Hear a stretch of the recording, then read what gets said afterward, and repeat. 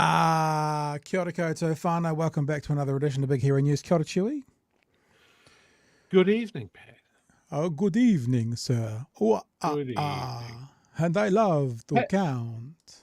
how good is it when the weather is good Yep. and there's more daylight after work and it's just nice in the evening?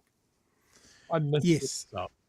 Been a delightful day. However, my partner is currently off on a hike in the bush. My kids are at their mum's, and so I've basically been working 18-hour days. So, Chewy's gone walkabout. So it was a lovely day today. I did stop for about half an hour to go run the dog and also end up going to the supermarket. I go to the supermarket like every single day, like a madman. Chewy's obviously having trouble with his computer. I'm sure he will be back on momentarily. There he is, back on again. Hello. Hello. I find it I'm quite offended that when I start telling my little story, you just fuck off for a while. That doesn't seem particularly polite. Alex X demands for a referendum on co-governance will just encourage the cookers and the crazy. We bring that up straight away because Alex gave us a super chat before we were even starting. So we'll start the show as we mean to continue. Hey, everybody watching. With a super chat. So thank you, Mr. Alex, for that. We appreciate that. And yes, lots to talk about that as we go through the evening. And I suspect as we go through the next few months as well. Yes, but anyway, we're just saying, Chewy, beautiful day today. I spend it pretty much whole time in the studio editing because I'm a bachelor boy at the moment. I'm a bachelor boy and I'm also childless. So I actually don't have to do anything or be anywhere. So I've just been in the studio since about 10 o'clock this morning. I stopped half an hour, then I stopped again for about half an hour to eat tonight. And other than that, I've been in here working the whole time. There you go. Big old day. Nice. Let us start by saying a huge thanks to all our beautiful patrons. We're so happy to have you on board and so thankful for you guys being a part of what we do. It genuinely makes a difference and it helps us to make independent news. If you want to be involved, you want to be a part of the team, all you need to do is visit patreon.com/Big News. And what I thought actually, Chewy, I had this thought. I'll bounce this off the people who are involved with this thought. But I had this thought. We just yesterday started up our little Big Hero News email address. We've had a couple of very insightful, very interesting, very long emails that have come through just today, right? So people obviously saw the email address yesterday and went, I'm going to share some thoughts. And I'm going to go back to those people and ask them if I can put them up as blog posts anonymously in the Patreon. So then, because they're actually quite insightful and quite thoughtful views from people, sharing them with us.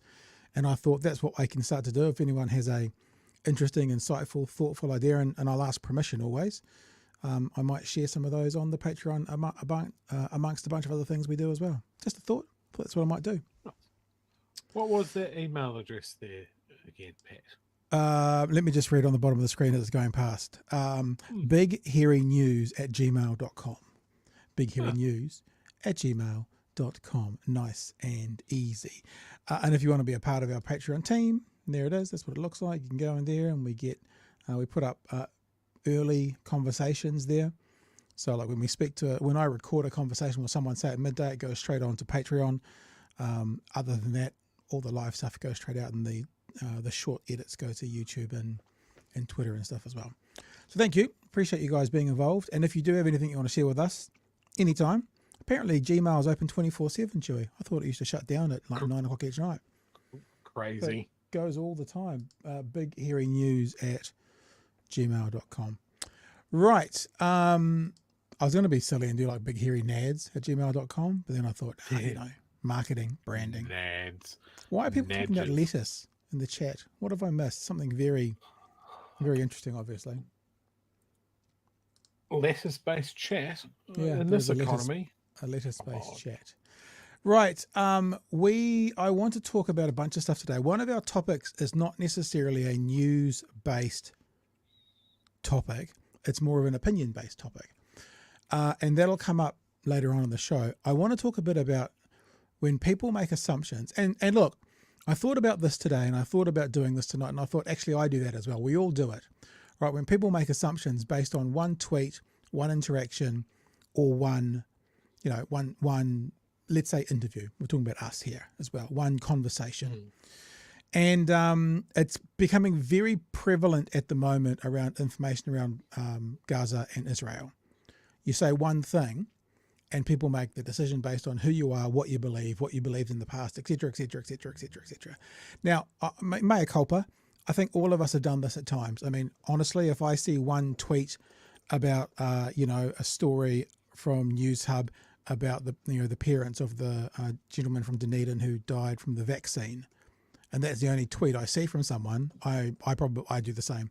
I make assumptions on their whole belief system, which is not fair and it's not proper. And so when we have this conversation tonight, when I was at school, remember when you were a kid at school and you used to always say, well, when you point at someone, you got to remember you got three fingers pointing back at you, that thing. So we'll have this conversation tonight. That's too deep for a kid for Timaru. All right, it's all right. But we'll talk about that, and we'll talk about it, because I had an event happened to me today that is rarer than winning lotto on Twitter. I'll talk about that later on. Oh, okay. We're also going to talk about National Party's Pacifica issue. Remember I said last night I was going to do a bit more looking into it, and that's going to come up tonight. And remember, National promised before, in fact, I've got the story here, and I'll look at it before I show it to you. Christopher Luxon has turned things around by giving the party list more diversity. That was the pre-election pledge. More diversity in National. We're acknowledging we need more diversity. We've got more diversity. And prior to the election, they had representatives from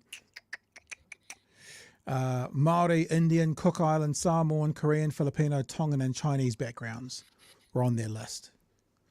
They've got a bit of a problem with their Pacifica. So that would, out of that big long list, that would include Cook Island and Samoan and Tongan from there as well. We'll have a look at that as we go through the evening. And also we're going to talk about, we're going to have a little bit of a look at Chloe. I think every Tuesday we'll probably end up doing this, maybe. Chloe Swarbrick and actually there's a couple of stories on Chloe tonight. Chloe Swarbrick and David Seymour having a bit of a head-to-head based on the treaty. The referendum for the principles of the treaty, Chewy. I'm trying to be accurate because you chastised me last night. I didn't chastise you. I chastised everyone because everybody's doing it. I'm included in everyone, so it felt very personal. But also we're going to start actually with, because we talked about it last night, as everyone in New Zealand has, with Chloe Swarbrick and the chant about from the river to the sea, because she has responded. And I thought that might be a good place to start the show as we kind of left off with that last night. So Chloe Swarbrick has now come out with a response to the criticism, and the Jewish Council has also weighed into the conversation again, as has ACT, as has others. So why don't we just rip into it, and we start the conversation with News Hub tonight, talking about the response from Chloe Swarbrick around the river to the seas chant. Green MP Chloe Swarbrick is refusing to apologise for a comment at a pro-Palestine rally that has been labelled anti-Semitic. A member of the Jewish Council told News Hub the comment felt like a death threat and made them feel unsafe. Here's political reporter Amelia Wade. Chloe Swarbrick isn't backing down. What we are talking about presently unfolding is tantamount to genocide in Gaza. Yet for some reason, there seems to be greater focus on the words that we are using to advocate for Palestinian freedom than that literal genocide. Which is the point that we brought out last night, which is why I was in my studio editing most of today, putting things up on TikTok with that exact point in there as well. And just take note, the news item said that there was a complaint from a viewer. So this news item is citing a singular source of a viewer who they don't name as a part of this story. Now, I'm not suggesting that that viewer's view is not valid, but I am saying the weight that it's been given in this conversation, one random person has sent in a comment, and that random person has now been the focus of a part of a major news story on News Hub. Just I think we need to remember that. Yeah, That That's we need all to it remember takes. that. One dissenting voice. We can spin a story out of this. Controversial. Yeah, and look, we're not. I mean, I don't think Chewy would say, and I wouldn't say it. We know that it's not just one dissenting voice overall, but you know, I was having an interaction with someone on Twitter today, and I said to them, I have not seen one commentator who is pro-Palestine who has not also denounced Hamas's actions. I have not seen one. And they mentioned Chloe Swarbrick, they mentioned Gloria Galraz, they mentioned some other people as well, to which I showed them the press release from the Greens denouncing Hamas. So, but I said to them, if you're talking about citizens, of course you're going to be able to find people, individual citizens, with every commentary and every opinion. I can give you the worst opinion in the world that represents whatever your political allegiances are, if you're just citing people, but I was citing commentators, people who are officially in front of the cameras or on the mic for a reason. And look, I'll say that again. I still have not yet seen, I'm not saying they're not out there, I'm just saying I haven't seen, even on the Piers Morgan, that's right, show last week, they've had people, and every single time a pro-Palestinian voice will come on, they get challenged, but do you denounce Hamas? And they all go, of course we do. So I haven't seen that yet. But the point being that the views of an individual, singular person, there's every single view under the sun. The views of people who are either paid, employed, or put forward to be spokespeople, it's a different. There's a different level of response. All right, so we'll keep going. But it is the words she used at a pro-Palestine rally which have caused controversy. From the river to the sea, Palestine will be free. The phrase refers to the land between the River Jordan and the Mediterranean Sea, land which is now Israel. The chant, such as from the river to the sea, Palestine will be free, calls for the liberation of Palestinians from the chokehold that they've been living under for 75 years. It is offensive. It is widely understood to be a call for the annihilation of Israel and quite possibly the Jewish people. I'm interested in that quote as well, because I thought for a second we were watching the One News from last night video of her, because it's, and I haven't done this yet, and I probably will, and it's okay if it's word for word, but it just felt like it was exactly the same as last night, and like it's almost like a script. Again, it's allowed to be. I'm not saying it can't be word for word, but it did feel eerily exactly the same. I was actually did a little search around the screen looking for a One News logo in case it was they'd grabbed the footage from there, but obviously they haven't. Anyway.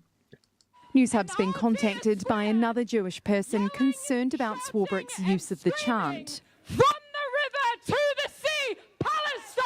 They said the chant felt like a direct death threat, and as a Jew, I no longer feel safe in New Zealand. I am now always watching my back, watching if there are any immediate threats to myself or family.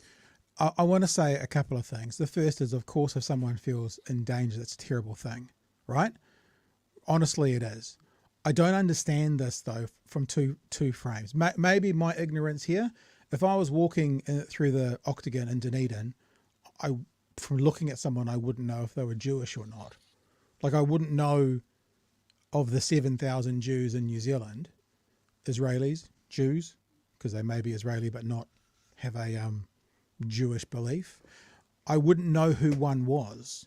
And also, again, as you can see, it's an individual's voice being used as a part of a narrative in a major news story to sort of put forward the narrative to denounce the slogan that Chloe Swarbrick is saying. Now, it may need to be denounced by some. Don't need to necessarily get into that. But the way that News Hub has taken two interactions by listeners and featured them both in the story sort of as a counterpoint to what she was saying feels kind of weird to me, Joey. Yeah, it seems super weird. Now, I don't want to take away from a historically persecuted religion. Someone's feeling, I think, is valid. I don't think it's just because of Chloe's speech. You know, I've had Jewish friends attacked by literal neo-Nazis. They had driven cars at them. I've seen pictures of their houses daubed with the most horrific anti-Semitic slogans and spray paint and that sort of thing. You know, there are reasons that Jews have for being aware of their safety at all times. I don't think they have anything to fear from Chloe Swarbrick. And I really think you need to contrast this when you talk about, you know, the visibility. Is someone visibly Jewish? You know, there are, you know, they have traditional dress and that sort of thing that could indicate that they are. But you know what? Muslims, female Muslims especially, are very visible. Yeah. And, you know, should they not be afraid as well? This is something that is stirring up anti-Islamic sentiment again. And I'm sure that it's stirring up anti-Semitic, you know, anti-Jewish feeling as well, because nut bars are going to nut bar. But I don't think this is Chloe Swarbrick's fault. Yeah. All right.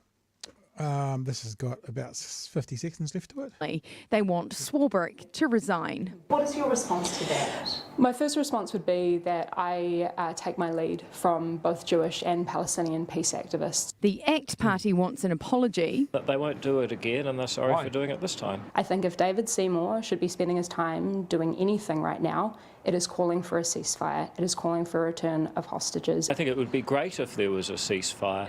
Swarbrick is refusing to say sorry. I want to acknowledge that, of course, different people are taking different interpretations from the utilisation of this phrase. Chloe Swarbrick is yet to acknowledge that her words caused some members of a minority community to feel unsafe. She says the focus needs to be on the conflict, but Kiwis can both be informed and horrified about what is happening in Gaza, as well as expecting their politicians to find less contentious ways of condemning the atrocities. Yeah. You just said that. That's I've heard you, very one-sided. Well, you say it's pointed, but the other thing about a news report is what the reporter is saying is this is how these people feel. In a fair reporting way, what she should be saying is we are told that this is how they feel. There's a real big difference with the reporter saying this is truthful, factual, and accurate. They have these feelings versus it's being reported to us that this is how they're feeling. There's a one-step remove for a reporter to go, actually, this is what they're saying. It's basically saying, this is what they're saying. We can't confirm or deny, but this is what they're saying. But she didn't say it that way. She said they are feeling threatened. And it seems kind of loaded. It seems very loaded. I mean, the flip side of that is Chloe was providing support for a part of our community that is going through an extremely tough time. As I said, generations of friends and relatives being wiped out overseas, being very, very, very far from home. And it's like, this is one of the things I had someone ask, you know, what do you hope to achieve by going on a pro-Palestinian march in Dunedin? What's the point? And I was like, the point is that we have Palestinian people in Dunedin, very far from home, watching this from happening, and they need to know that people have their back. It's solidarity.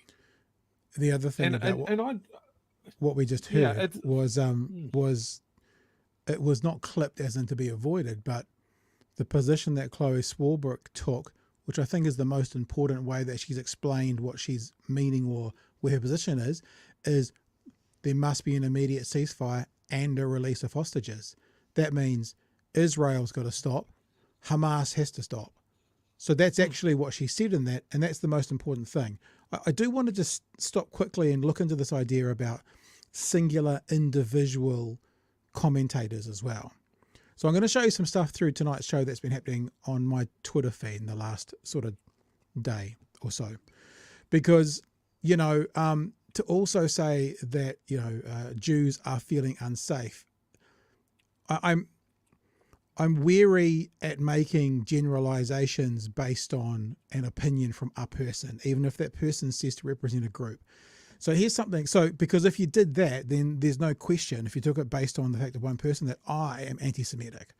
So I put out a tweet last night, I think, the pro-Israel side or from the river to the sea conversation who say the chant means the annihilation of Israel is in some multiverse future, meaning something they're talking about is going to happen in the future, are now supporting a government that today very much in this universe are attempting to annihilate Gaza, sort of based around the conversation we had yesterday, yeah?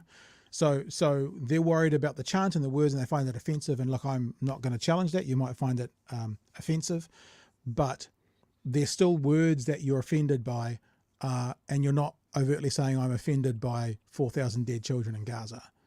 Like if you had to get me to weigh up which one was more offensive, I'd say 4,000 dead children, 10,000 dead people versus threats and words. Even if they are absolutely threats and words, I'm not even going to challenge people on that if they are. And so straight away, as you can see here, the response to that was anti-Semitic. To that statement was anti-Semitic. So I asked, explain how stating a fact that one side is concerned about being obliterated whilst the same side is obliterating Gaza is anti-Semitic. The response, anti-Semitic. All your posts are anti-Israel. Don't give me that bullshit about not anti-Jews, just anti-Zionist, because it's the same. My response, show me one post that's anti-Israel, pointing out the hypocrisy that people concerned about obliteration are currently obliterating. It's not anti-Israel, it's anti-hypocrisy. The response is, you're an anti-Semite. It actually says you're an anti-Semitic, mate. Should be you're an anti-Semite. I'll just help him with his grammar there. Mate, you can protest as much as you want, but it's obvious. Not one post talking about 7,500 rockets fired in Israel since October 7th. That's traumatic for little Israeli kids too. Should be two O's on that too. It's as much about what you don't say as to what you do. To which I just responded, that's my typical response here from Monty Python when people run away from a conversation. I've said traumatic for little Israeli kids while kids in Gaza are being found under the rubble of the apartment block that they used to live in before they were unalived by an IDF missile. You obviously don't know what we do because we've done exactly what you claim. We haven't. Sorry, this is my bad grammar. We've done exactly what you claim we haven't dozens of times, which we have. And I've got another tab there. What's that? Oh yeah, and then this was this is a list that's been made. I talked about this last night of anti-Semites on Twitter, and as you can see, here's me on the list of anti-Semites. A whole bunch of other people. Kim Iverson's in there, and some of them may well be. I don't know, but the idea of a person's opinion being fact, a singular individual, and these conversations we're having, where even tonight, I mean, people could listen to what we're saying tonight and saying you're favouring Palestine, Gaza. They would probably say you're favouring Hamas because that's the loaded language they would use. I would say again, and I said this on day one, the first time we talked about this, my heart is with the people in Gaza, not with Hamas. We denounce Hamas. We did on day one. I'm going to show you more tweets later on about that those conversations as well. But the people of Gaza, the innocents in Gaza that are currently, there are 10,000 fewer of today than there were a month ago because of bombs coming from Israel and what they've been under for the past 75 years and what they've had to put up with and how they've been more and more sort of cornered and segregated. That's where my heart is, without question. But that doesn't mean that we support any of the actions of Hamas. In fact, we denounce it and have since day one. So I'm not, also, just so you're clear, I'm not doing this as a big defense of us. I'm just like, this is really, and this is fascinating to see the mindset of people. And then we've seen other things that have gone on, like all those pro-free speech people like Damien Grant and Karen Plunkett, all of a sudden wanting to censor people who are sort of supporting Palestine, even if they're supporting Palestine, even if they're saying Hamas is right. You know, these massive free speech people are now trying to censor speech. It's just a very interesting time we live in. And I have to say, Chewy, not necessarily I'm saying yes, but we haven't changed. I think that we've been very consistent in this, and that throws people on some level because they try and pigeonhole us. Anyway, I've been talking for a long time. You, sir. It's really easy to see when I'm unsure of something and I'm looking for more information and looking for more opinions and that sort of thing to firm up how I feel about something. I haven't had that with this. You know, a lot of my worldview is based on, you know, the history that I've studied, and the you know, a big part of that is World War II and the Nazis and the Holocaust. Mm-hmm. You know, one of those things is to look at that and go, that's fucking horrible, and it should never happen again. And in my life, we have seen things like the Rwandan massacre, and we've seen the ethnic cleansing in Bosnia. Those are horrific. And every time it happens, we go, how is this possible in a modern world? Have we not learned anything? Well, guess what, people? It's happening fucking live now, and we're watching it happen again. And it's real easy. You can go, hey, look, maybe carpet bombing a city full of civilians with like a day's notice for them to get out on foot and move through already airstrikes and artillery raids has maybe not given you carte blanche to that only the bad guys are left here, send in the tanks. There's nothing wrong with going, yes, Israel has a right to defend itself against rocket barrages and, you know, people paragliding in to murder people in their homes. Yeah. Yes, they 100% have a right to defend themselves. But this has gone way past, way fucking past defending yourself. This is vengeance. It's offensive. It is offensive, and it is offensive. Yeah, it's just so beyond the pale. It's beyond reasonableness. It's beyond proportionality.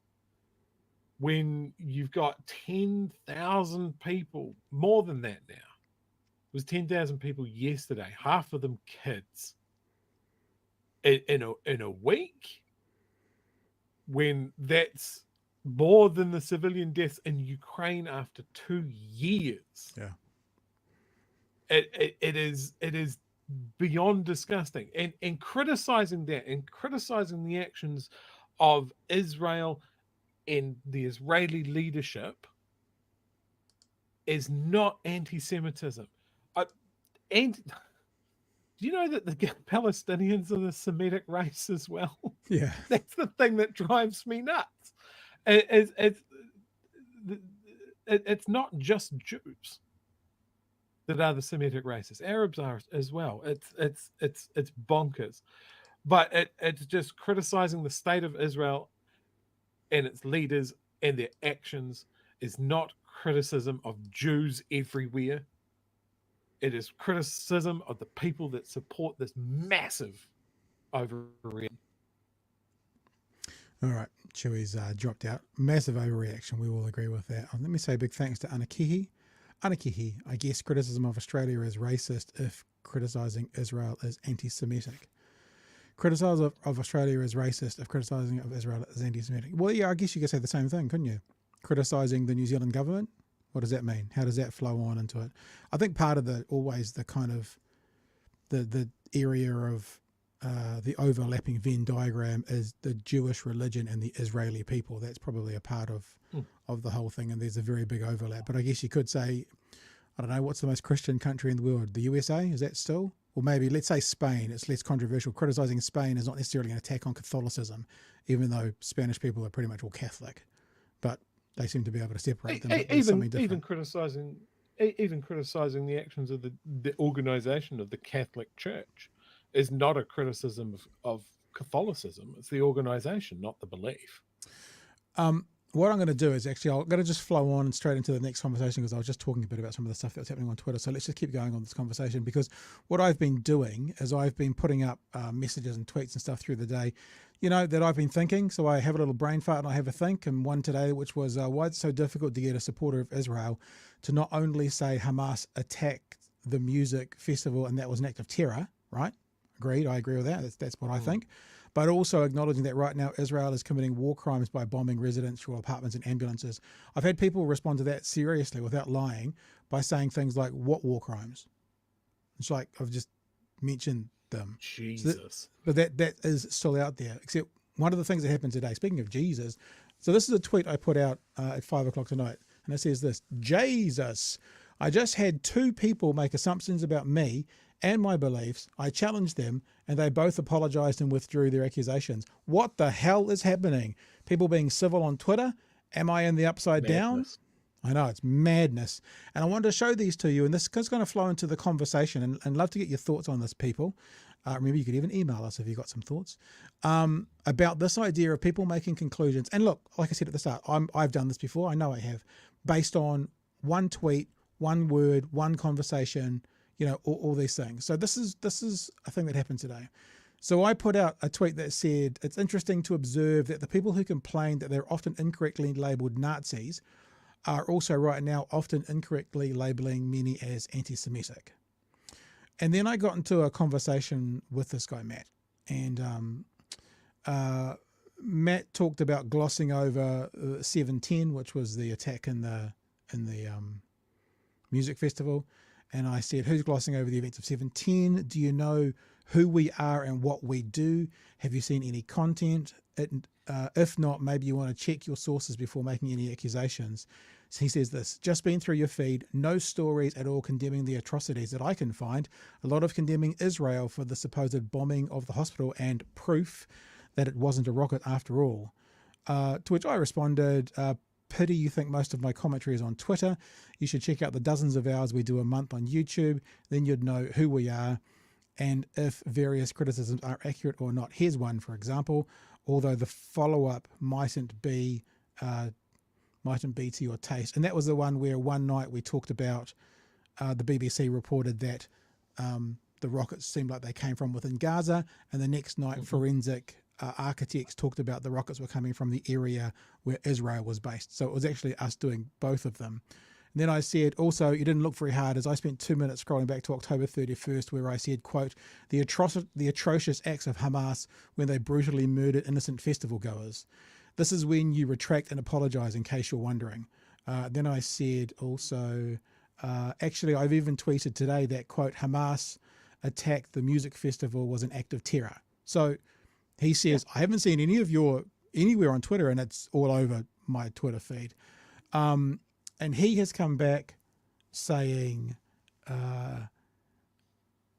having said that, he said, I didn't see you mention it. How many posts accusing Israel of bombing the hospital? Did you retract and apologize? Having said that, if your YouTube content is fair and balanced, which seems unlikely based on your X feed, I do withdraw and apologize.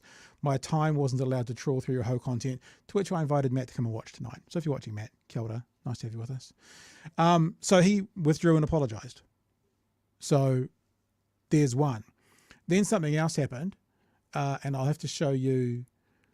When I said that thing about, I tweeted today about the Hamas attack of the music festivals in Active, you can see here that there's a deleted post, but I took a screenshot here after that. 1 month late, Pat. Okay, fair enough. My response is, you're adorable, trying to tell me what I do and don't do. On the second show after the attack at the music festival, we said this. And then I said, Matt was adult enough to withdraw and apologize. If you're an honest actor, this will be your chance to man up. And that's the one where, do you remember we were talking and you said something like, you know, there might be reasons for Hamas. And I went, no. There are no reasons for flying into, we're doing it off the top of our dome. There's no criticism. We were just kind of talking it out. And we said in there as well, that's actually the video where we said, I said my heart is with the people of Gaza, but I reject and rebuke the actions of Hamas. So that was the day after. That was our second chance to possibly speak about it. And he said, fair enough, sorry, I'll delete my tweet. So we had people today on Twitter, as crazy as it sounds, withdrawing and apologizing, Chewy.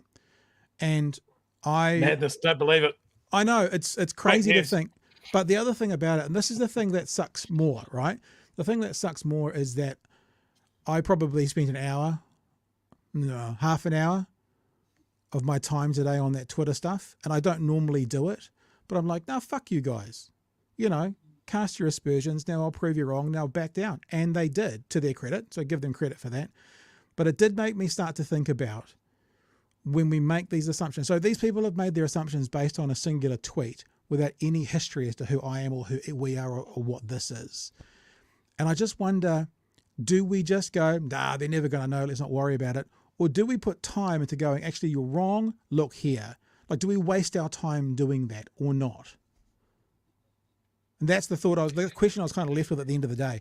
Do we put our time into actually saying, you guys need to understand that you're wrong, this is where you're wrong, now retract and apologize? Or do we just go, you guys are trolls, you're trolling your troll-like substance, you're never going to get it, I'm moving on. And I don't know the answer to that. If anyone in the tweet and the chat's got any thoughts around that, happy to hear them. Look, I don't know. I love an online fight as much as the next person.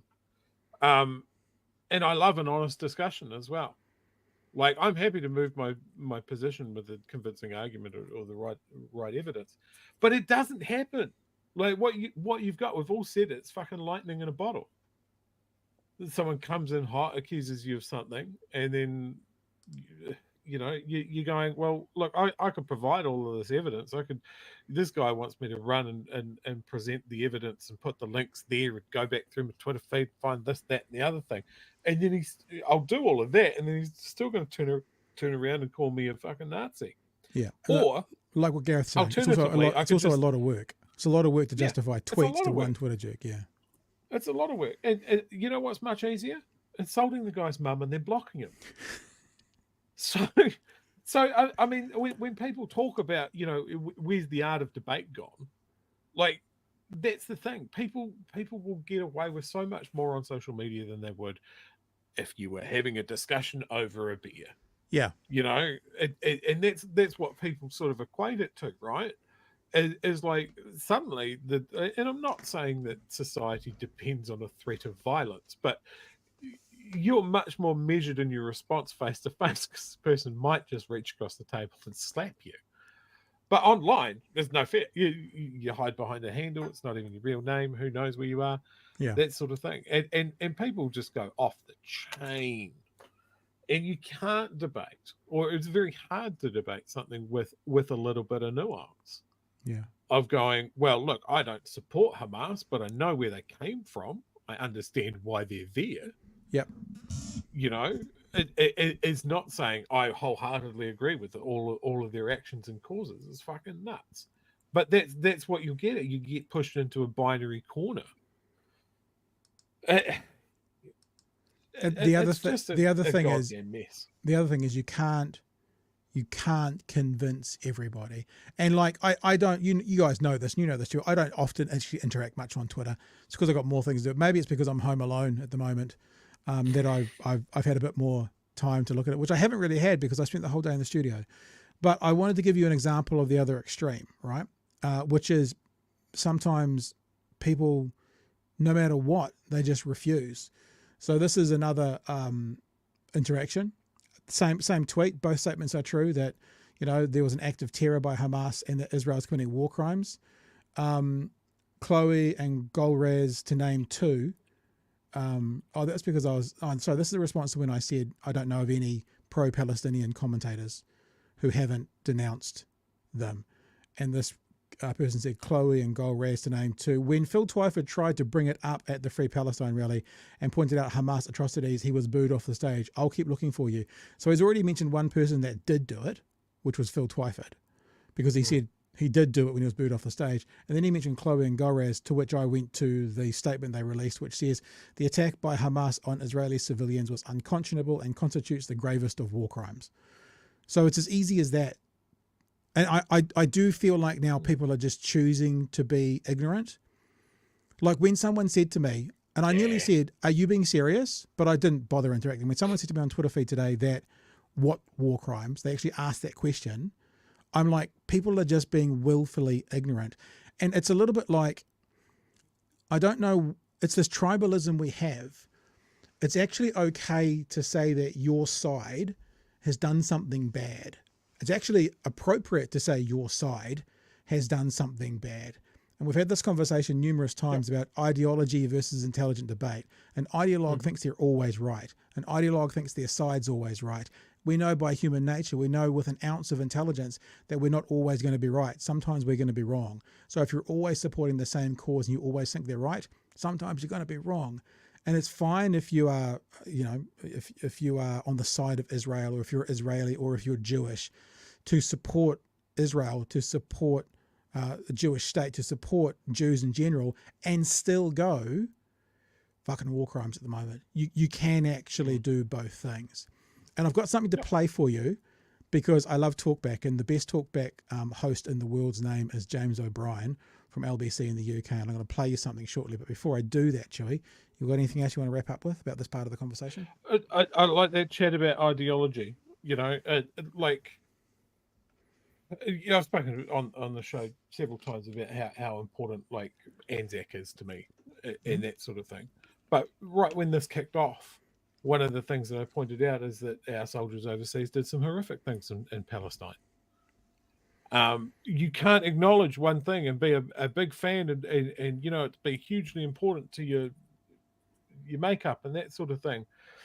If that can't hold strong against criticism or acknowledging, you know, like not every New Zealand soldier overseas was a fucking angel that only did pure and good things, that some of them did nasty things and for colonial reasons and all of that sort of stuff, then your ideology is not worth shit.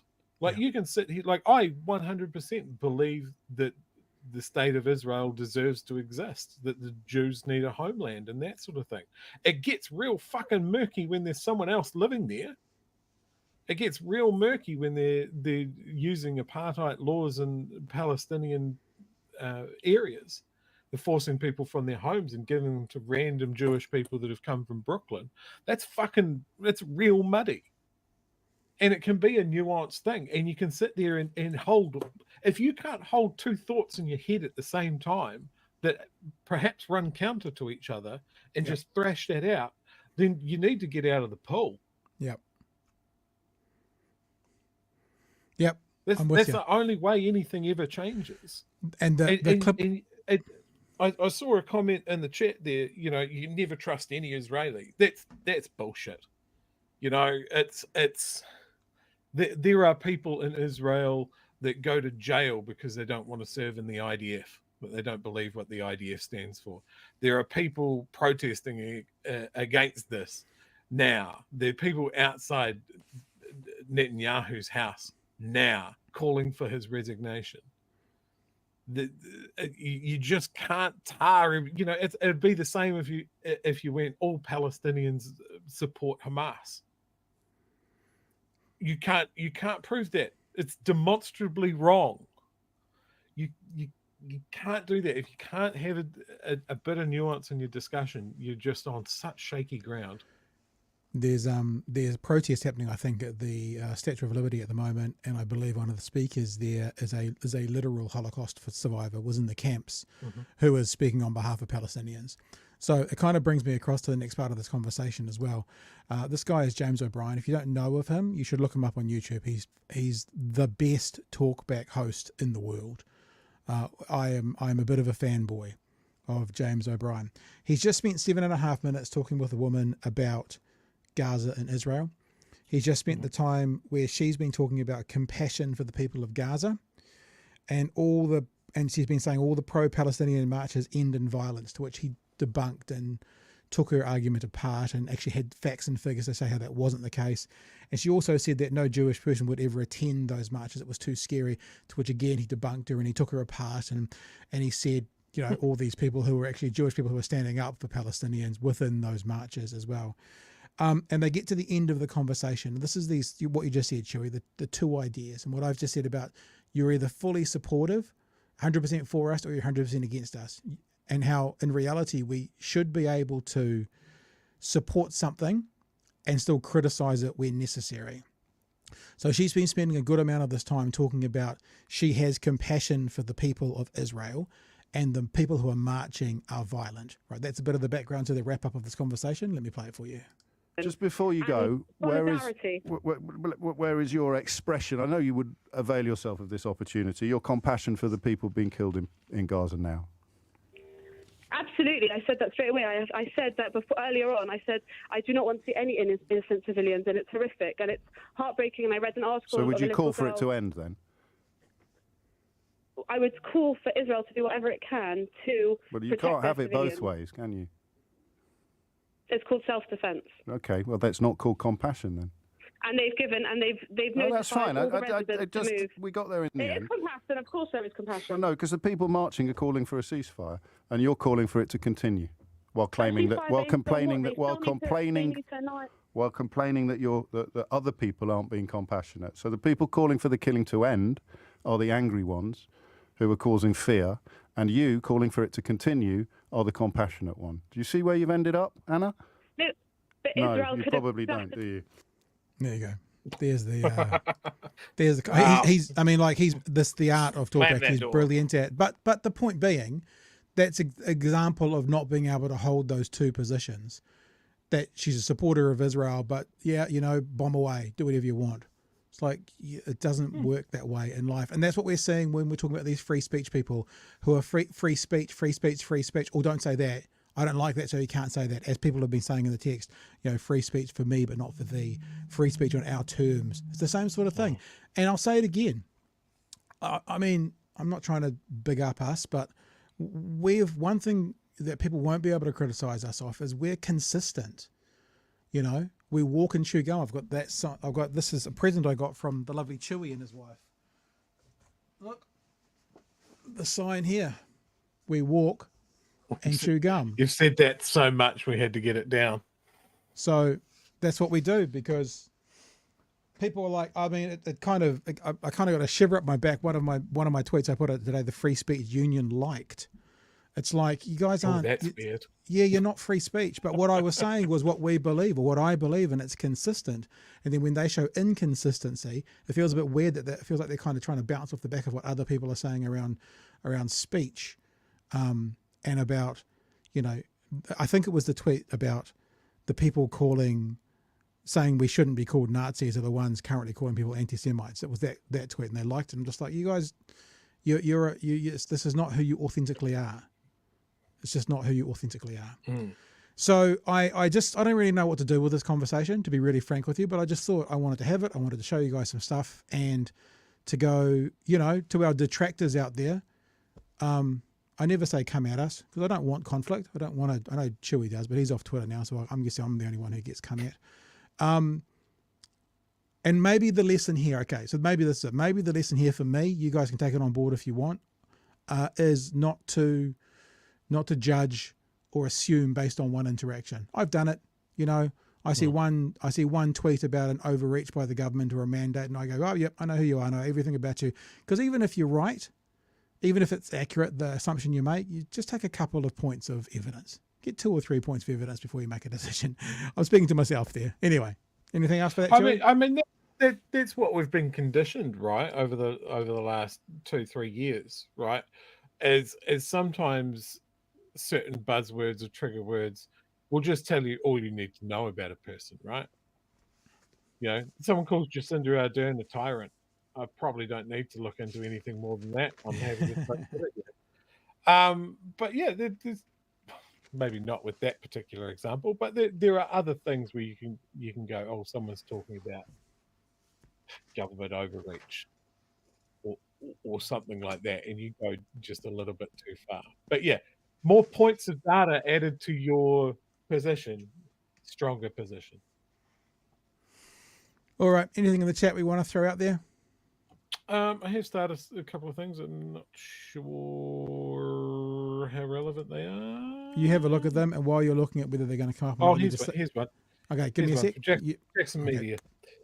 One thing that grinds my gears: the media portrays Palestine as Hamas. Yep. They forget the innocent people of Palestine, which are not Hamas. Yeah. Yep. I don't see that that's a controversial or difficult thing to say, but yeah, again, a lot of the media is absolutely bobbling this. Half of the population in Hamas are under 18, and the last election was 17 years ago. So you can't say that they are voters, supporters, put Hamas in. Half of them weren't even alive that could have voted in the last election. And then you think, actually, you probably have to go to, if it was 17 years ago, because it was 2006, I believe, that means you have to be 35. So everyone under 35, because that's 18 years to vote plus 17 years since, everyone under 35, which is probably 2/3 of the population, if half are under 20, haven't had a say on whether they want Hamas as their government or not. It's worth remembering. Before we get into the next story, I want to say to you again, and I'm going to bang on for this, if you are able to, if you want to support us and help what we do in a way that's not necessarily financial, then one thing you can do is nominate us for the New Zealand Podcast Awards. New Zealand NZPodcastAwards.com. On the front page, it says right now, vote here. This is for the listener choice. You go in here, put the podcast name, which is Big Hairy News or hashtag BHN. Either should probably do. Put your email address, the link to the podcast. It needs to be one of our audio links. If you're on Facebook right now, I think someone's put the Spotify link up in there as well. Or you can use the link that we've just put in the chat, which is the Apple Podcasts link. Any comments that you want to put up there as well. And I don't know if we're being realistic or not about being able to do this, because we're up against the RNZs and the News Talk ZBs and the stuff.co.nzs and stuff. But the voting is open till the end of this month, so we'll probably talk about it for the next 2 or 3 weeks, and then we'll see how we go. I mean, I'm going to put some other things together. You can tell your friends about it. You can tweet out to other people to vote for us, support us in that way. If we can get some kind of acknowledgement from, is there such a thing as the podcast industry? I'm not sure. It will do nothing but help with potential plans for next year. Mm-hmm. So nzpodcastawards.com if you want to be involved. Get your flatmates involved, get your mum and dad involved, get your dog involved, get everyone involved. I think that's probably the sum total of it. Righty-ho. We've got a couple of episodes of Ryan Bridge with us right now, Chewy. Hope you're okay with that. The first one, though, is Ryan Bridge talking this morning with David Seymour and Chloe Swarbrick about the treaty principles referendum. Let's talk about Marama Davidson for a second. She's talking about severe or intense social unrest if this referendum on the treaty goes ahead. We just heard from Chris Luxon this morning. He says his party is dead against it. They're not in support of it, but didn't say it wouldn't happen. Is that something that you're pushing for in these talks? Yeah, of course. And look, ACT has long said that our treaty is something that ultimately belongs to everyone. The principles of the treaty are important to how New Zealand works, what our constitutional settings are. We all have to live under that. We should all have a say about what those principles mean. Remember, it's Parliament that said there are treaty principles, but Parliament has never debated what they are. That's been done by the courts, it's been done by the Waitangi Tribunal, the Public Service has done it. Everyone's had a say except for the vast majority of New Zealanders. Now, I believe that New Zealand should be a country where we can have... It does make it interesting, though, because Parliament's never debated it. I wonder if, therefore, does logic now follow that we get a chance to everyone have their say on all sorts of laws? Like Parliament debating the speed limit? Can we have our say on that? Can we have our say on all sorts of other rules and laws? What about a monarchy? Can we have our say on that, and will that be the situation that we follow? It seems to be one of those things that's quite I can't think of the word, but it's convenient. That's the word. That once again depends on how many lobby groups and astroturf groups get spun up in favour of 120 km/h speed limit in suburban areas. The convenience that any time Seymour wants to seem to put thing in front of the public eyes, it has to do with race. That seems convenient again in this. Yes, that's his poo face. I think he's just slipping one out, Chewy. We keep going? Yep. Rational debate about our future, what it means to be a New Zealander, what rights and duties people have, what our treaty that founded our country ultimately means. When I hear politicians say, no, you can't have that discussion because people will do bad things if you try and have a discussion, I think that is so uncivilised, it's so irresponsible, and I kind of expect it from the John Tamaheres and the Willie Jacksons of the world. I mean, those guys are old radio shock jocks, they do that kind of thing.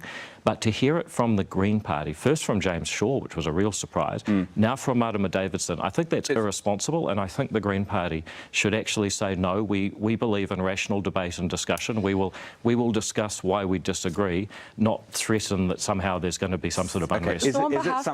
There is also an interesting thing he said amongst that diatribe of verbal diarrhea. He said, no, you can't have that discussion. Like he's saying, if we're going to live our life by no, you can't have that discussion because bad things will happen if you do have that discussion. I was just thinking, as he said that, about it does feel like that there is a call by many to suppress conversations around the Israel-Gaza thing because bad things might happen. So again, it feels like David Seymour is saying, of course we should have this conversation. It doesn't matter that people are saying bad things will happen. We should still have the conversation. Yet there are a whole group of people, and he may not be calling for, he may not be calling necessarily to restrict that speech, but he certainly seems to be in the camp where other people are who are calling for the restriction on speech around Gaza, quote unquote, because bad things will happen. So again, like speech for thee, or for me, but not for thee. Is this another example of it straight from one of the architects of the controversy around Chloe Swarbrick's statements? Chewy, you got something you want to share? I'm only assuming that as soon as you hit play, Chloe is going to reach over and make him eat that tie. Well, should we see, shall we? Am I correct? Whatever. Green Party. Is it something you would be willing, that would force you to sit on the crossbenches over if you didn't get your way on the referendum? Well, put it this way, we're in a negotiation and, you know, all of those options are possible. We're not going to start ruling stuff in and out through media, but we'll see where we get to with that debate. What I can say is that people deserve to have that discussion about their constitutional future. If we want to talk about people deserving to have that discussion about our constitutional future, then let's just take a step back and recognise that we're one of only the few jurisdictions in the world that don't have a supreme codified constitution. We operate under parliamentary supremacy, and in fact, it would be incredibly reductive for a parliament to put forward a binary proposition to the public based on debates that parliamentarians themselves are having. Actually, if we want to talk about a fulsome, David, if I may finish, please. If we want to talk, and again, I would have said that there were far better processes there through deliberative democracy, citizens' assemblies and otherwise. And I put forward the same proposition here, which is that if we actually want to have a meaningful and informed discussion, then there are other deliberative democracy processes to facilitate that, the likes of a citizens' assembly, for example. But we're not hearing that. We're hearing a proposition for a reductive binary to be put forward to the public, preemptively decided by politicians, and we do think that that is dangerous. But through, you would have public consultation on this, I am presuming. You would have the I mean, let's just be clear about what we propose. You know, first of all, Parliament said the treaty has principles. Parliament has never debated what they are. So we propose that Parliament actually have a bill, debate what the principles of the treaty means, starting with the government statement that it means that everyone's equal before the law, that the government has the right to govern, that iwi have the right to... I wonder if wealthy people are worried about that statement, everyone's equal before the law, because there's the strange thing that if you've got money, you seem to have a different level of access to getting out of a court system. So I wonder if that's what he's talking about. I think it's not, but I wonder if that's something that the wealthy would be concerned about. To be consulted. consulted. Committees. Yep, and then people can come along and submit. The Greens will be there. Everyone's there. The Party Māori's there. Everyone's chatting. This is how democracy works in New Zealand. It's actually been quite successful for the last few hundred years. Then the final thing is, you say, look, this is a bit bigger than the average law Parliament passes. I think we should actually allow people to vote. You know, yes or no. Should this be how we understand the principles of the Treaty of Waitangi? And when people say, I heard Marama Davidson say, if you come for the treaty. With respect, she's not listening. What we're proposing would actually enhance the mana of the treaty. It would put the treaty at the centre of New Zealand's constitutional arrangement, but properly understood and publicly debated. It's interesting because we've had this debate before, and actually I think fundamentally you both sort of agree that we need to premise the constitutional conversation. It's just how we go about having the conversation, as you disagree completely on that front. And again, I think that simply putting something forward in a reductive binary, and totally take on board your point that we have select committee processes. What does that mean? It means that you put forward a yes or a no to people. That's what a binary is by definition. So that'll do. Just him showing his complete idiocy there, either dismissiveness or idiocy, not understanding what a binary is. But yeah, interesting conversation about the referendum. Chloe is saying about looking at how we understand the treaty, perhaps, and Seymour saying we need to understand, but they're both coming from very different places. One can obviously understand that they have different agendas for why they want to quote unquote understand it. One suggests that David Seymour wants to understand it to make it less impactful, whereas perhaps Chloe wants to get an understanding for the country about it to see it operating in its fullest capacity, Chewy. Yeah, I think for David, it's a couple of things, right? A referendum seems so, as he said, civilized, so reasonable. you know, and there's a danger in what he's suggesting there, because it isn't a binary. That's all the referendum's going to be. And then if you look at our history of having referendums, like, they've been an expensive shit show every time. And this is X playbook right down to a T, right? Pro-democracy, one person, one vote. But what we're talking about here is putting a referendum out there for, well, admittedly, it's not about the agreement. It's the principles around the agreement, which nobody fucking knows what that's about. Yeah. But we're expecting people to have a lawyer's understanding of the Treaty of Waitangi enough to make an informed decision about it. Like, through my schooling, Treaty of Waitangi was barely touched on. People do not have enough knowledge to make a good decision about this, and the debate around it, as shown by the Julian Bachelor traveling insane clown show, is so poisoned. The fact that Rimmer is playing into this, he can't not know. Yeah, he can't not know. I would pay good money to see Chloe absolutely wipe the floor with him on these. Every time she gets a chance to speak, the information is so dense and so well communicated compared to the absolute marshmallow words that come out of Seymour. Yeah, no, we always say that Chloe just opens up her can of whoop ass just before she starts to speak on these morning shows, whether it's Brooke van der Werner or whether it's Rimmer. The other thing that was interesting, and I should have re-queued it up, when Seymour goes, you know, we've never had a conversation around this, like the courts have decided, treaty settlements, so he lists all these, you know, places where laws are decided that are, you know, pretty solid institutions, and that's not good enough for him. It's like when Willie Jackson said to him in the debate, you know, all these people that have gone before you, all these learned academic stuff, but you know better than all of them. Like, the courts have decided, the way it's been set up through treaty settlements has decided, the iwi has decided, but David knows better, and David thinks that us plebs should be deciding. It just frustrates me that it's obvious he has an agenda there, and it's obvious he has an agenda there because if we go to him to talk about us plebs deciding a whole bunch of other stuff, like let's go and decide should we put the top tax rate up by another 30%, he'll be like, well, no, couldn't do that. But well, we haven't had a chance to have our say on that, Mr. Seymour. But it's an issue of race. It's an issue that talks to his base, and I think we remember, was it Moana who said it a few weeks ago? One of the guests, one of the shows, might have been, saying that it's not even necessarily David Seymour, but it's the funders and supporters of David Seymour and of ACT who want to see this get done. And that perhaps is who he's and of course, those same funders won't know and won't want, for example, the top tax rate to go up. But if we're being consistent here, and if it's about the people having their view here, then he should support that. But I guarantee you he won't or wouldn't. So did you say we should have a binding referendum on a wealth tax or a capital gains tax? Because if you did, I just completely lost vision in all of my eyes, and an absolute vision of paradise was opened up. But look, no, we won't have that. We won't have a referendum on whether people think a wealth tax is a better way forward. We'll have a referendum on something that is so fucking stacked. Like when you go Māori are what, 19% of the population, something like that, and not all of them are going to vote for it because nobody ever does.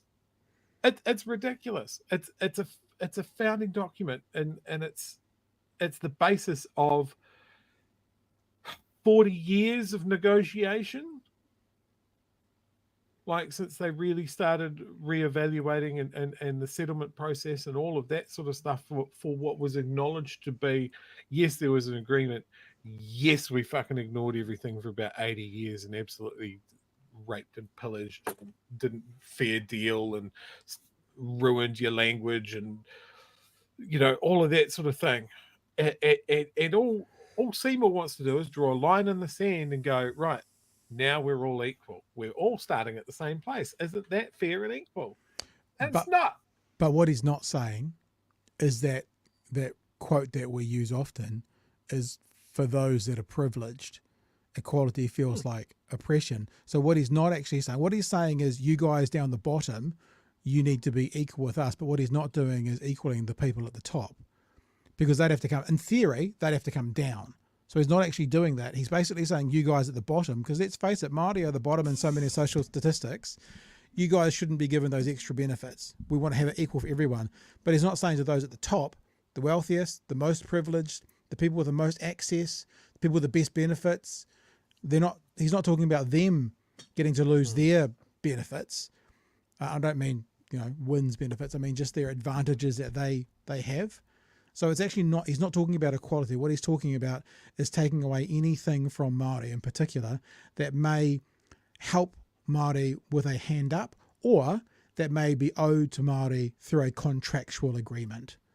And he's trying to cancel that, and he's calling it equality, but all those who are privileged on the top end, he's not going to ask for them to come down and meet the rest of us. So it's just all a shell game. It's all horseshit. Yeah. We're going to keep moving. We're putting a lot of stock in Luxon holding the line and realizing that this will be incredibly divisive if this debate goes any further. Well, he did say in that same day that the interview came from, he did say not going to happen. Well, he didn't actually say that. He said they don't support it. Didn't quite go so far as say it's not going to happen. Thanks for the super chat, Nick, Cookie Nick, for $2, and he wants to remind all of us to hit that like. So there you go. That's out there for us, and thank you. Right, last topic for the day, and we'll probably move through this a bit more quickly because we're getting on in age. I've aged. This was a story that came out, I think, in the 8th month of this year about National's list starts to reflect Luxon's wish for diversity. A woeful 13 women made it into the top 40 Nationals Party list at the last election. Christopher Luxon has turned things around, giving women the majority ahead of October. There are 21 women and 19 men making up the same group in the party's 2023 list, announced by Luxon and the party president Sylvia Warden-Wellington on Saturday. While the majority is important for fixing problems created in the 2020 result, the number of women likely to make up the next caucus will flip to the minority as a result of the number of men in winnable seats further down the list rankings. The story also goes on to say Luxon, this is now based on the latest list, Luxon still has only one Māori MP, Shane Reti, in the top 20, which in all likelihood translates to the makeup of his cabinet if National gets into government, one Māori. And then, as I read out earlier, on Saturday, Luxon told reporters the list will represent more of New Zealand and ensure that there is both experience and new talent at the top of the lineup. As it stands, the top 19 on the list are current MPs, lots of more there. 6 of them were ministers in the last National-led election, and the rest have political experience but not ministerial. Luxon and Wood emphasised the top 40 came from a wide range of communities across the country, with candidates of European, Māori, Indian, Cook Island, Samoan, Korean, Filipino, Tongan and Chinese backgrounds registered. Most of that representation won't end up anywhere near the executive if National is in government, but at least it will reflect in the caucus, which has not been the case for the past 3 years. So Luxon had a desire, a wish for diversity. So what did that mean for the incoming government and MPs from the Pacifica MPs? And a couple of stories over the weekend, particularly from some Pacifica academics, I saw this, who have said that they're in for a rough ride under a National Act government, and they are worried about cutbacks to sort of Pacifica programs. How many Pacifica MPs do you have? At this stage, we just remember the question was pretty easy to answer. How many do you have? How many? Right? How many do you have? To sort of Pacifica programs. How many Pacifica MPs do you have? At this stage, we haven't been able to bring 2 in. We've had Angie Nicholas, who did a really great job in Te Atatu. He said we haven't been able to bring 2 in. And you're thinking, well, does that mean what? They've got 4 now and they would have had 6? How many? And we've also had Agnes Lohene, who's highly ranked on our list ranking. And just by the way that the count has finally come through, both of them have actually just fallen short. So, but what I just reassure everyone, because I saw those remarks as well, and I was quite concerned about that, because I just don't think that's a fair representation. I was concerned about that because it makes us look bad. So that's the thing that concerned me. You know, we've spent a lot of time in the Pacific community through this campaign. If you think about how we made progress in places like Mangere and Manurewa, it's actually, we think we got quite a lot of support from young Pacifica in particular. And I want everyone to know that we're going to be a government for everybody. And actually, when you talk to the Pacific community about their concerns and issues, it's the same issues: cost of living, health, education, law and order. And so I think... So that means we don't need representation because they want what I want. You know, we're going to be a government that will deliver for them. Yeah, so there's about 380,000 people of Pacifica heritage in New Zealand right now, and as you said, you haven't got any Pacifica MPs. So obviously Ryan Bridge had to re-spell it out. 0 MPs from the Pacific with Pacific Island backgrounds. 0 MPs. Auckland is the biggest Pacific Island city in the world. 400,000, so that's probably, what, 8% of the population. National government coming in, 0 MPs that have a Pacifica background, Chewy. Oh, it's fine, though. He said he'd govern for all New Zealanders, even the ones that didn't vote for him. I'm sure it'll be fine. Yeah. Everything's fine, Pat. Everything's fine! So that's pretty repugnant. I think that I am someone who still generally goes, the most qualified person should be the person that gets a job no matter what. But I also think there are lots of people who are sort of on equal footing. It's always good to have different perspectives in there, whether they are Pacifica, whether they are someone who has a disability, whether they are someone that women, men, tall, short, I don't know, fat people. And you can't tell me that out of, what have they got, 48 MPs, no Pacific person had the quality or had the capability of being a minister equal to or better than a European Pākehā MP that's gotten in.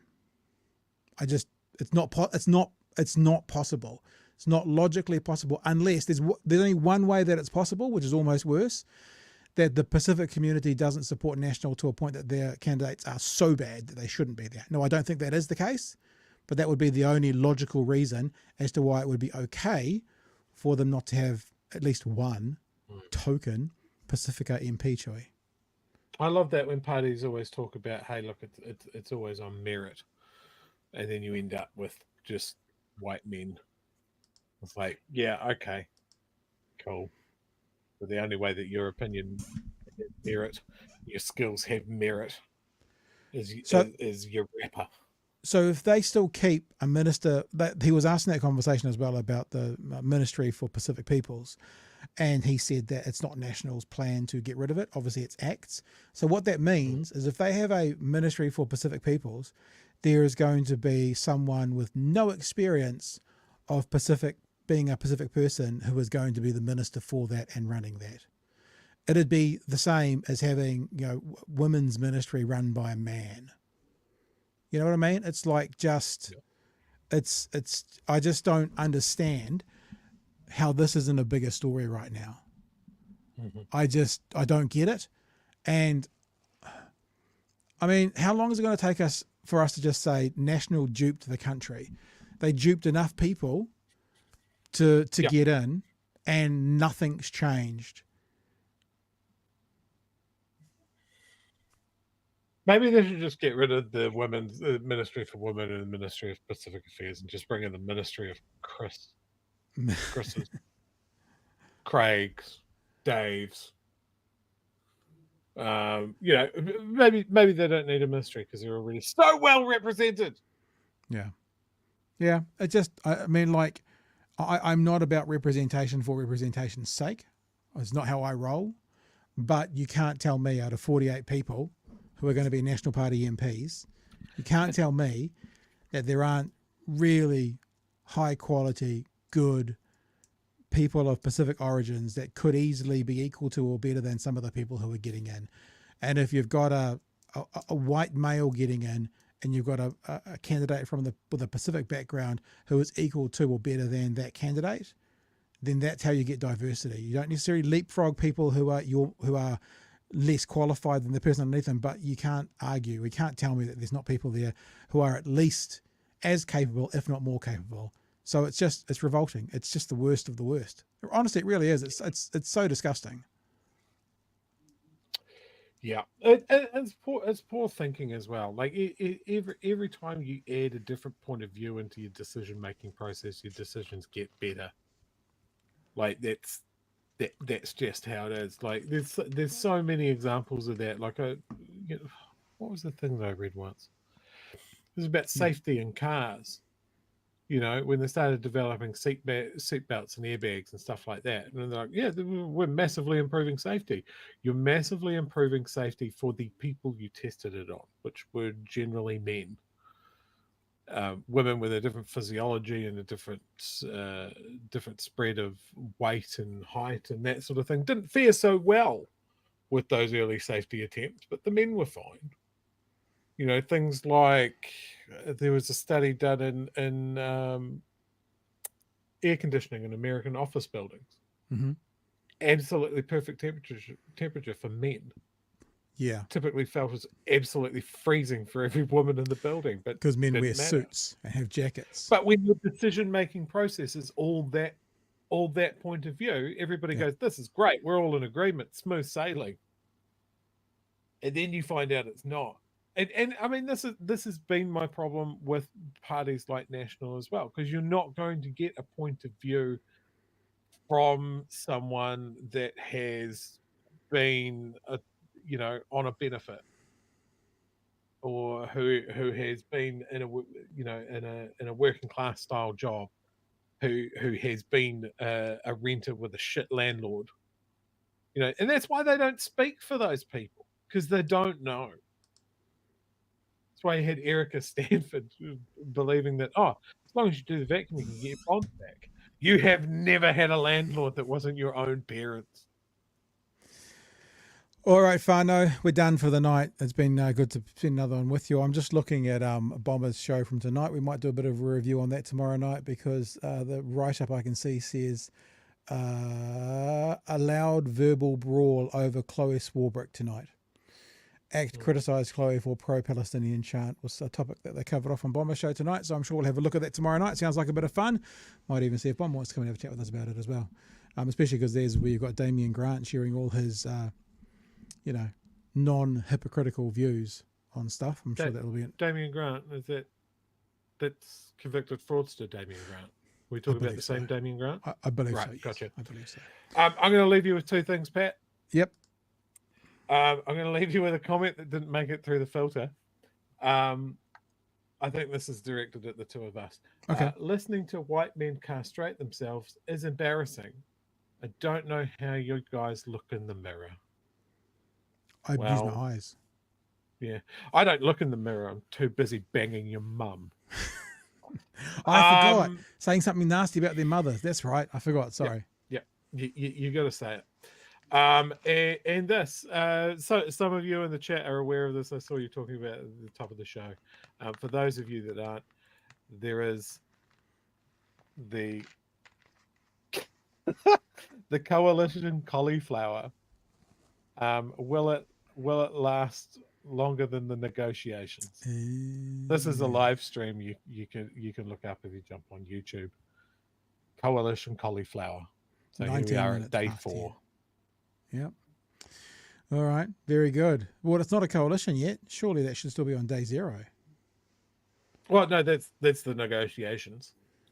So it's how many cauliflower exist before they come to an agreement.